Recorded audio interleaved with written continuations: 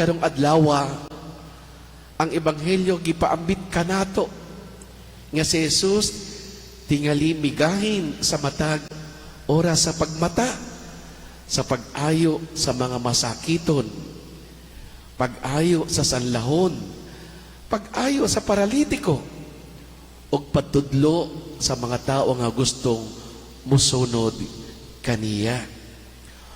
Walay kakulang sa mga tao nga nagkinahanglan sa ebanghelyo sa gingharian nga gisangyaw ngadto kanila. Sa iyang yutanon nga paglungtad, siya gilimitahan sa iyang tawhanong lawas. Dili siya makaadto bisan asa sa makaumsa.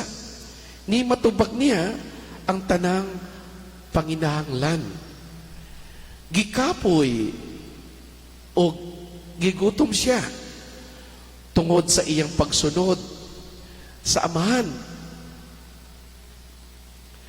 Sa praktikal nga pagkasulti, siya nagkinahanglan sa uban nga mugawas o musangyaw sa ebanghelyo. Ang mga tao mao ang ani na wala nga mga kalag nga naghulat aron maluwas og magdala ngadto sa gingharian sa Dios.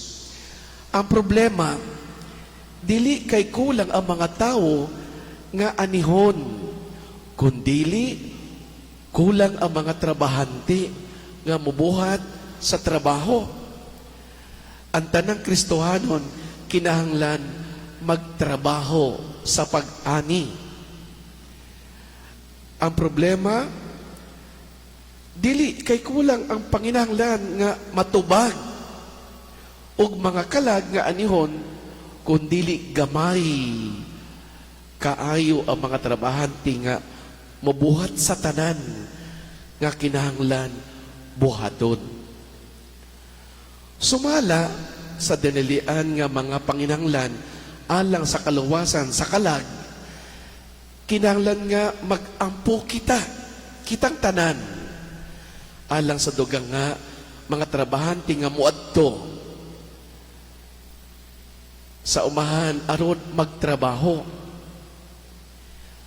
Sa praktikal nga pagkasulti, imbis nga mag-ampo alang sa daghang mga tao nga maluwas, kita kinahanglan nga mag-ampo alang sa daghang mga tao nga aktibong mopagkibahin sa ebanghelyo. Kung ang bisan kinsang Kristohanon wala maapil sa misteryo sa ebanghelyo, kini dili tungod kay siya walay mahimo, hinuuna gipili niya ang paglingkod sa daplin imbis nga moapil sa trabaho sa iyang palibot. Dihang sa Jesus nag-isgot bahin sa kadagaya sa ani o sa kahamubo sa mga ngani. Siya nagdapit kanato sa pagtubag og labaw pa sa atong adlaw-adlaw bulahaton. Gitawag sa kita sa pagtrabaho alang sa Ginoo aron mahimong mga misyonaryo sa uban. Daghang mga tao ang andam sa pagtrabaho alang sa Ginoo.